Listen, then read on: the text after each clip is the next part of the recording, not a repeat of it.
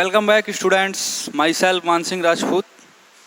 तो देखो, हम पिछले लेक्चर में आपकी आदर्श गैस का संवितरण फलन ज्ञात कर रहे थे। उससे पहले हमें आदर्श गैस के लिए आयवी अवस्था में एनर्जी EI का क्या मान प्राप्त हुआ था। EI बराबर pi square H cut square over 2m NX square over LX square plus NY square over LY square plus NZ square over LZ square. तो पिछले लेक्चर में हम यहाँ तक पहुँच चुके थे कि Z बराबर ZX ZY ZZ। कैसे कि जो संवितरण फलन की परिभाषा से Z क्या होता था, समीशन I बराबर 1 से लेकर इनफाइनाइट e की पावर माइनस बीटा EI। यहाँ पे बीटा क्या था, 1 ओवर KT, और EI क्या था, किसी निकाय की आयवी अवस्था में ऊर्जा। EI क्या डिनोट कर रहा था, निकाय की आयवी अवस्था में ऊर्जा के मान को। तो हमने इससे पहले निकाय की आयवी अवस्था में जो ऊर्जा का मान निकाला आदर्श गैस के लिए, वो क्या प्राप्त हुआ आपको, EI बराबर pi square H cut square over 2m NX square over LX square plus NY square over LY square plus NZ square over LZ square. तो देखो EI की वैल्यू यहाँ पे पुट कर दो पार्टीशन फंक्शन में, संवितरण फलन में। तो देखो क्या हो जाएगा ये, इसलिए Z बराबर समीशन I बराबर 1 से इनफाइनाइट e की power minus beta pi square H cut square over 2m NX square over LX square plus NY square over LY square plus NZ square over LZ square. अब इनको separate कर लो कि LX LY और LZ की term में क्या कर लोगे, NX NY और NZ की टर्म में पार्टीशन फंक्शन को सेपरेट कर लेंगे। तो देखो क्या हो जाएगा, Z बराबर समीशन NX बराबर 1 से इनफाइनाइट NX बराबर 1 से इनफाइनाइट e की power minus beta pi square H cut square over 2m और NX square over LX square. इसी प्रकार y के लिए और इसी प्रकार Z के लिए। तो देखो ये अलग अलग जो हैं वो क्या दिखा रहे हैं, x के लिए NX और NY और NZ अर्थात x y और z डायरेक्शन में आपके संवितरण फलन के घटकों को क्या कर रहे हैं, व्यक्त कर रहे हैं। क्या कर रहे हैं, x डायरेक्शन, y डायरेक्शन और z डायरेक्शन में संवितरण फलन के घटकों को व्यक्त कर रहे हैं। तो यहाँ से आप देखो क्या लिख सकते हो, z बराबर ZX ZY ZZ। हेयर यहाँ पर ZX किसके बराबर है, देखो देखो यहाँ तक हम पिछले लेक्चर में आ चुके थे। ZX किसके बराबर है बताओ, समीशन NX बराबर 1 से इनफाइनाइट e की power minus beta pi square H cut square over 2m LX square over NX square के बराबर है या नहीं है। ZY किसके बराबर है, देखो समीशन NY बराबर 1 से इनफाइनाइट, समीशन NY बराबर 1 से इनफाइनाइट e की power minus beta pi square H cut square over 2m LY square over NY का स्क्वायर। इसी प्रकार ZZ क्या हो जाएगा, समीशन NZ बराबर 1 से इनफाइनाइट, देखो ZZ क्या हो जाएगा, समीशन NZ बराबर 1 से इनफाइनाइट e की power minus beta pi square H cut square over 2m LZ square over NZ का स्क्वायर। ओके, तो देखो इसको मान लिया हमने इक्वेशन नंबर 1, इक्वेशन नंबर 2, फिर क्या किया, इक्वेशन नंबर 2 से मान इक्वेशन नंबर 1 में पुट किया, इक्वेशन नंबर 3 और इक्वेशन नंबर 4, 5, 6 एंड 7। यहाँ तक हम आ चुके थे। अब देखो आपको अलग अलग घटकों के रूप में NX NY ZX ZY और ZZ की वैल्यू प्राप्त हो गई। अब सामान्यतः स्थूल आकार के पात्र में, स्थूल मतलब मैक्रो सिस्टम, स्थूल आकार के पात्र में यदि हम तुलना करें तो NX स्क्वायर के गुणांक NX की तुलना में क्या होंगे, अति सूक्ष्म होंगे। क्या होंगे, NX स्क्वायर के गुणांक NX की तुलना में अति सूक्ष्म होंगे। या फिर बोल सकते हैं nx स्क्वायर गुणांकों का परिवर्तन nx गुणांकों की तुलना में नगण्य होगा। इस कारण से अवस्थाओं के योग को सन्निकट समाकल से प्रतिस्थापित कर सकते हैं। क्या करेंगे? चूंकि स्थूल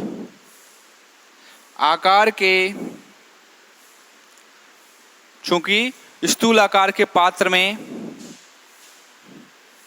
nx स्क्वायर के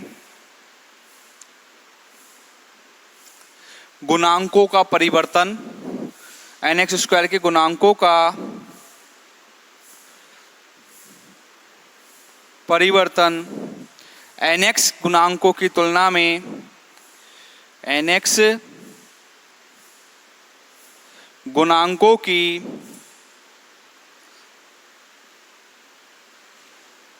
तुलना में नगण्य होता है। क्या होता है? nx गुणांकों की तुलना में नगण्य होता है। अर्थात ये बोलना हो चाह रहा है जो आपके घटक हैं ये nx n बाई nz, जो nx के गुणांकों में जो परिवर्तन हो रहा है वो nx स्क्वायर के गुणांकों की तुलना में ज़्यादा होगा, या फिर बोल सकते हो nx स्क्वायर के गुणांकों में परिवर्तन nx के गुणांकों की तुलना में कम होगा। अर्थात हम टोटल देखना चाह रहे हैं कि nx लेंथ में या फिर lx लेंथ में कितना परिवर्तन हुआ है, तो उसके लिए सम्मिशन को किस में बदलना पड़ेगा? समाकलन में। और वो भी कौन सा समाकलन? आपका सन्निकटन समाकलन। अतः टोटल परिवर्तन प्रेक्षित करने के लिए l लेंथ में lx लेंथ में अतः सम्मिशन को समाकलन में प्रतिस्थापित करने पर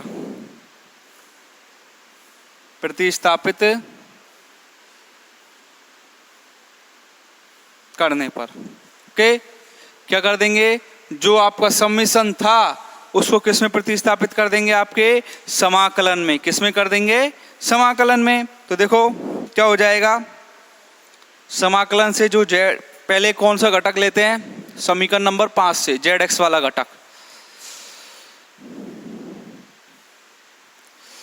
अतः समीकरण 5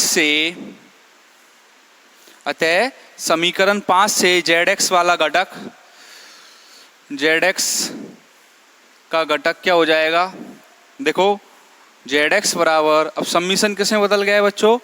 समाकलन में। तो देखो क्या हो जाएगा, इंटीग्रेशन 1 से इनफाइनाइट, इंटीग्रेशन 1 से इनफाइनाइट, और क्या है वैल्यू? e की power minus beta pi square H cut square over 2m lx square over nx square और dnx। क्या हो जाएगा परिवर्तन? nx के कंपोनेंट में dnx, sorry nx square over lx square. ओहो, ये उल्टा है बच्चों, थोड़ा गौर करना। यहाँ पे हमने एक मिस्टेक कर दी, nx square over lx square. Okay, यहाँ थोड़ा करेक्शन कर लेना, ly square nz square over lz square, ठीक है ना। यहाँ से ये उल्टा लिख दिया था मैंने, तो इस प्रकार से होगा। तो ये भी क्या हो जाएगा? It's my mistake. ये हो जाएगा आपका nx square over lx square. अब सही है। तो nx कंपोनेंट में जो परिवर्तन प्रेक्षित होगा वो क्या होगा? dnx। और इंटीग्रेशन कहाँ से कहाँ तक है? 1 से इनफाइनाइट तक। तो देखो zx से हो गया, zy क्या हो जाएगा? 1 से इनफाइनाइट e की power minus beta pi square H cut square over 2m ny square over ly square और dny। इसी प्रकार z क्या हो जाएगा? 1 से इनफाइनाइट e की power minus beta pi square. इसी प्रकार होंगे तीनों घटक, इसी प्रकार हो जाएंगे समीकरण नंबर 5, 6 और 7 से। तो देखो pi square H cut square over 2m nz square over lz square और dnz। ठीक है, यहाँ तक स्वस्थ हो सभी? कोई प्रॉब्लम तो नहीं है यहाँ तक? आपके जेड एक्स, जेड वाई और जेड जेड के मान आपके आ गए। कब? जब आपने समीशन को समाकलन से क्या कर दिया है, प्रतिस्थापित कर दिया है। अब आगे बढ़ते हैं। अब देखो इसको सॉल्व करने के लिए हम क्या करेंगे, सॉल्व करने के लिए सबसे पहले तो जैसे आपका जेड एक्स है, ओनली ऑन कौन सा ले रहा हूं मैं, जेड एक्स वाला कंपोनेंट, तो इसको दे दूं समीकरण नंबर 8। कौन सा दे दूं, समीकरण नंबर 8। तो देखो समीकरण 8 से माना, समीकरण 8 से माना आप वैल्यू मान रहे हो, यू बराबर मान रहे हो, यू बराबर कोई वैल्यू मान रहा हूं मैं, स्मॉल यू बराबर बीटा पाई एच कट या फिर बीटा ओवर 2m की पावर हाफ और pi h cut over l x. U बराबर क्या मान लिया, बीटा ओवर 2m की पावर हाफ और pi h cut over l x multiplied by n x. देखो ये वाली वैल्यू जो अंदर है इसके, वो क्या मान ली मैंने, u बराबर बीटा ओवर 2m की पावर हाफ और pi h cut over l x और एन एक्स। ये किसके बराबर मान लिया, स्मॉल u के बराबर। तो यहां से एन एक्स की वैल्यू क्या आ जाएगी, इसको टोटली हम u की फॉर्म में चेंज करेंगे। u बराबर ये मान लिया। अब डी एन एक्स बचा, तो उसके लिए आपको क्या पहले किसकी जरूरत पड़ेगी, एन एक्स की वैल्यू की, फिर उसका क्या कर देंगे, अवकलन। तो देखो इसको अरेंज कर दें।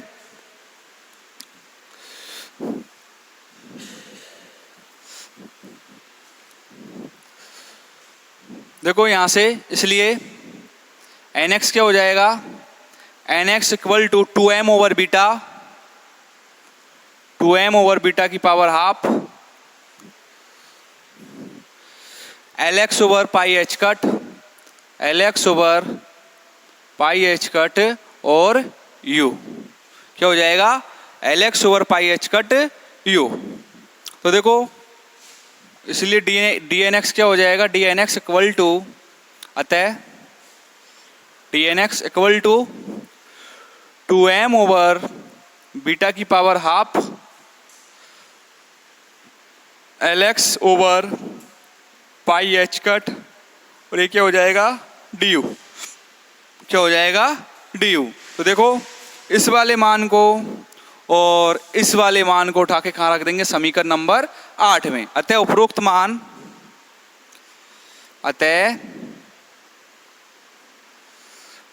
मान समीकरण नंबर 8 में रखने पर, ओके। कौन कौन से मान, एक तो जो आपने u माना है ये, और दूसरा आपकी ये nx वाली, सॉरी dnx वाली वैल्यूज। तो देखो zx क्या हो जाएगा, zx इक्वल टू इंटीग्रेशन 1 से इनफाइनाइट, ओके। क्या है, e की पावर, तो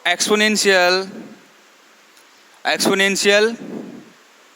देखो इसकी जगह क्या हो जाएगी वैल्यू, टोटल ये वाली वैल्यू, समीकरण नंबर 8 कहाँ है आपका, ये रहा। देखो beta pi h cut over 2m n x l x, इसकी वैल्यू क्या हो जाएगी, u।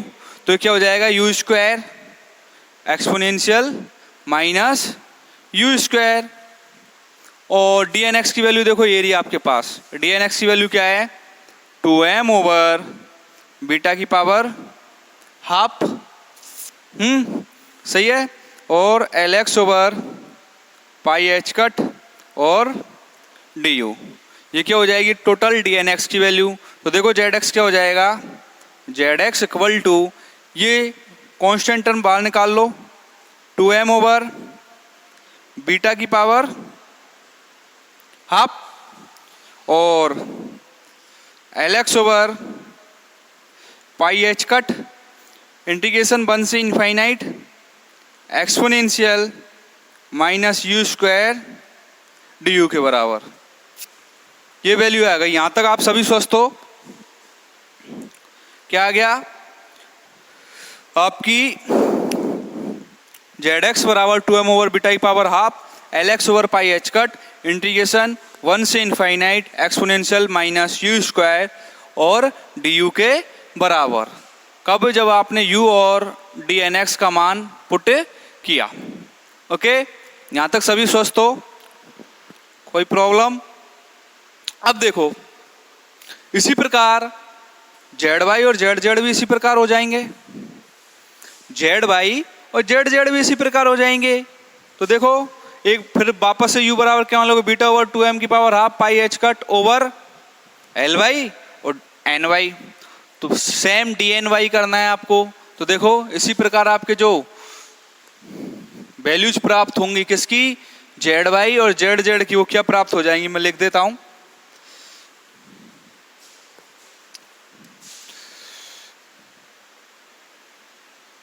इसी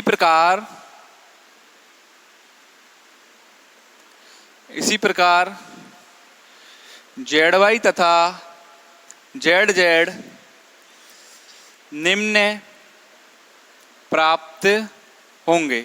ओके, मैंने बस एक ही टर्म को सॉल्व कर दिया है, किस वाली को? जेड एक्स वाली को। बाकी मैं सेम डिट्टो इसी प्रकार इसी को देखते हुए लिख रहा हूं। तो देखो, जेड वाई क्या हो जाएगा?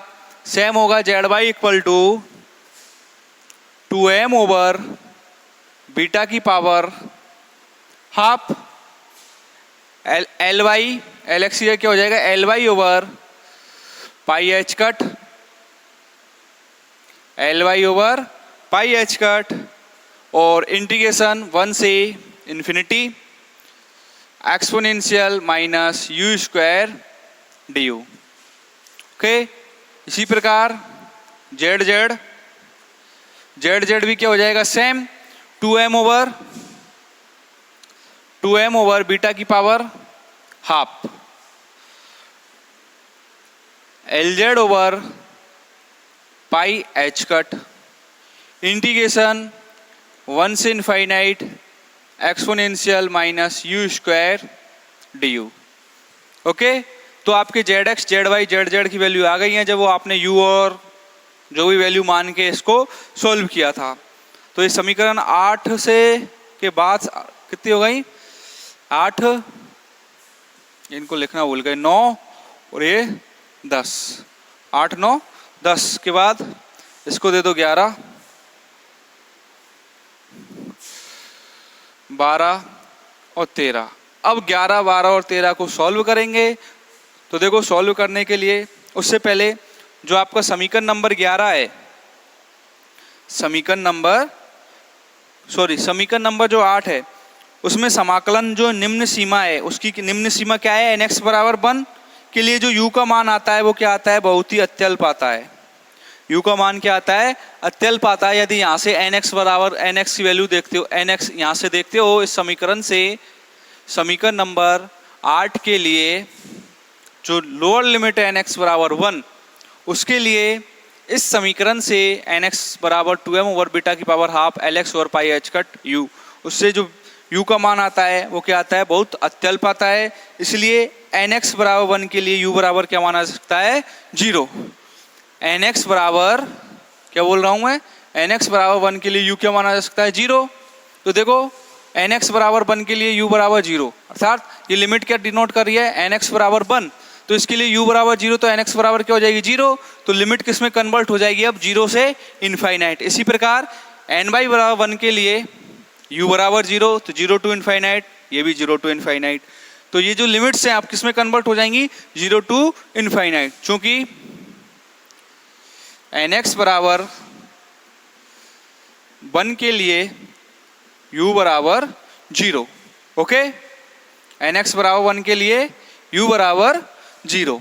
तो देखो, समीकरण नंबर 11 किस प्रकार आएगा? जेड बराबर 2m ओवर बीटा की power half, 2m over beta की power half lx over pi h cut, lx over pi h cut, और लोअर लिमिट क्या थी पहले? nx बराबर 1, और nx बराबर 1 के लिए u बराबर 0 है, क्योंकि सारी टर्म किस में आ चुकी हैं? u में। तो क्या हो जाएगा? 0 थ्रू लिमिट क्या हो जाएगी? 0 से infinite exponential minus u square d u. इसी प्रकार जेड वाई और जेड जेड भी क्या हो जाएंगे, 0 to infinite exponential minus u square d u, और जो कांस्टेंट टर्म है वो बाहर आएगी आपकी। ओके, स्वस्थ हो यहां तक। अब बच्चों इसको हमें सॉल्व करना है। क्या करना है, इसको हमें सॉल्व करना है। तो सॉल्व करने के लिए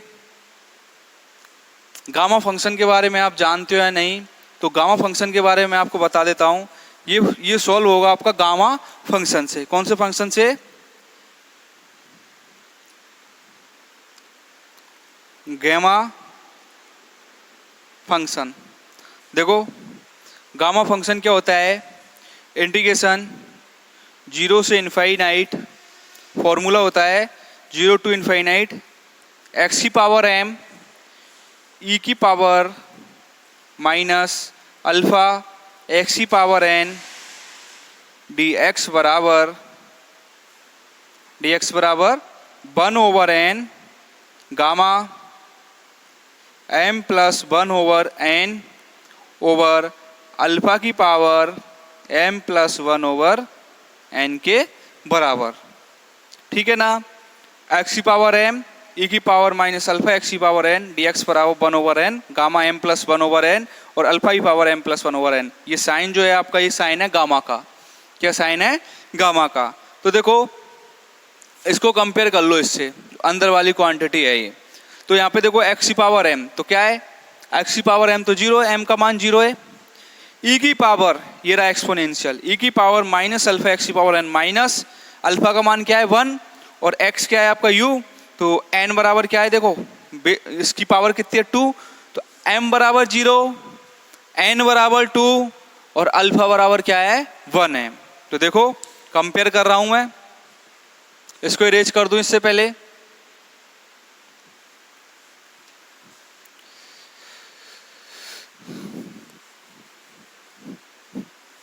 देखो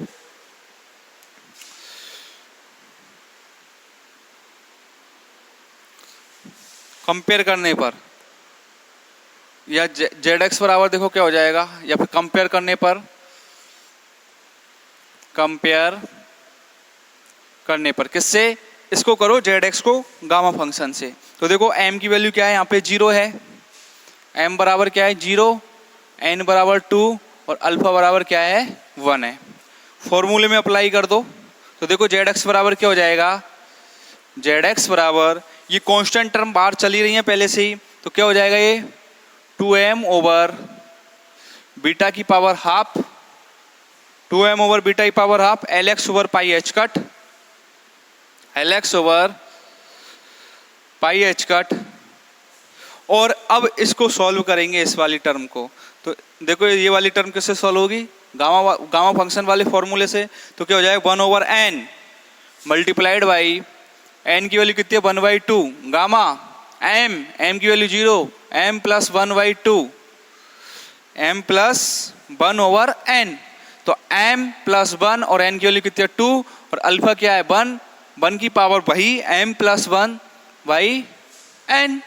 तो ये हो जाएगा आपका। तो देखो जेड एक्स बराबर क्या हो जाए, चूंकि देखो ये जो क्या आएगा गामा, चूंकि ये क्या है गामा हाफ, और गामा आपकी वैल्यू क्या होती है अंडर द रूट पाई। क्या होती है गामा आपकी वैल्यू अंडर रूट पाई। तो देखो जेड एक्स क्या हो जाएगा आपका, जेड एक्स बराबर 2m ओवर बीटा की power half lx over pi h cut, और ये क्या हो जाएगा 1/2 और under the root pi, 1/2 under the root pi. तो देखो इस वाले से इस वाले को काट दो तो रूट 2 नीचे बचा नहीं बचा, और इस रूट पाई से इस रूट पाई को काट दो तो रूट पाई नीचे बचा। तो ये क्या हो जाएगा जेड एक्स बराबर m, देखो काटने के पश्चात जो वैल्यू आएगी वो क्या आएगी, जेड एक्स बराबर m over 2 pi beta h cut square. देखो क्या आएगी m ओवर 2 नीचे बचा ये वाला रूट में ही 2 pi h cut beta square की पावर हाफ lx। क्या हो जाएगी m over 2 pi h cut m over 2 pi beta h cut square, sorry beta square नहीं है क्योंकि बीटा तो खुद ही रूट में है, बीटा एच कट स्क्वायर और की पावर 1/2 और एल एक्स। इसको दे दो इक्वेशन नंबर कितनी हो जाएगी 13 के बाद इक्वेशन नंबर 14। इसी प्रकार जेड वाई को सॉल्व करोगे, जेड वाई आपका सेम आएगा 0 to इनफाइनाइट, यही फॉर्मूला अप्लाई होगा। तो इसी प्रकार सेम वैल्यू आएगी, करके देखना रफ कॉपी में आप। इसी प्रकार जेड वाई बराबर भी क्या हो जाएगा एम ओवर, जेड वाई बराबर क्या हो जाएगा इसी प्रकार सेम है, करके देखना एक बार।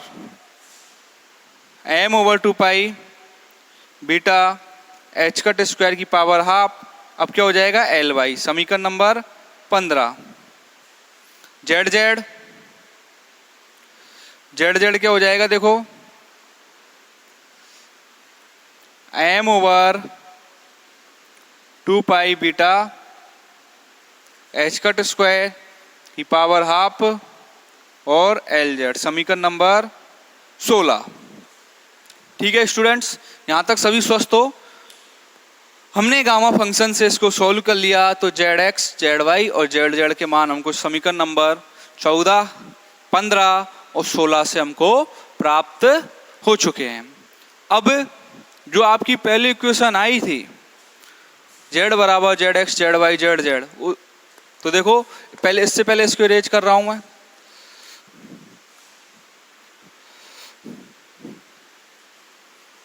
देखो अतः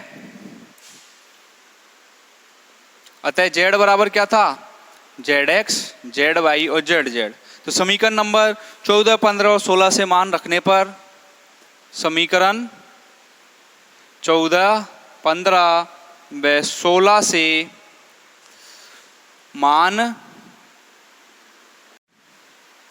क्या करेंगे, समीकरण नंबर 14, 15 और 16 से यहाँ पे मान रखेंगे जेड बराबर जेड एक्स जेड वाई और जेड जेड का। तो देखो जेड बराबर क्या प्राप्त होगा आपको, जेड बराबर m over 2 pi beta h cut square की पावर 3/2 और l x l y l z. देखना यही वैल्यू आएगी क्या, m over 2 pi beta h cut square की power 3/2 l x l y l Z.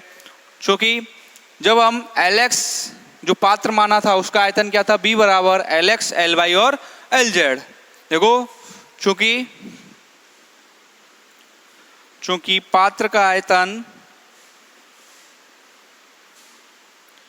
B बराबर L x l Y तथा L Z है, तो जेड बराबर क्या हो जाएगा, आइडियल गैस के लिए जो संवितरण फलन होगा आपका partition function M over 2 pi beta h cut square की पावर 3/2, या फिर ऐसे लिख सकते हो जेड बराबर B M over 2 pi beta h cut square की power 3/2।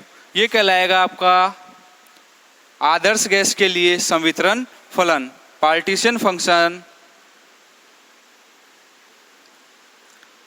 Function of ideal gas. अब जो हमने निकाले थे माध्य ऊर्जा हेल्महोल्ट्ज मुक्त ऊर्जा, तो वो पूछ ले उसमें माध्य ऊर्जा हेल्महोल्ट्ज मुक्त ऊर्जा किसके लिए, आइडियल गैस के लिए। तो आइडियल गैस के लिए जो पार्टीशन फंक्शन होता है वो क्या होता है, जेड बराबर B M over 2 pi beta h cut square की पावर 3/2 के बराबर। तो ये था आपका आदर्श गैस के लिए संवितरण फलन। इससे आगे हम अगली क्लास में पढ़ेंगे। धन्यवाद।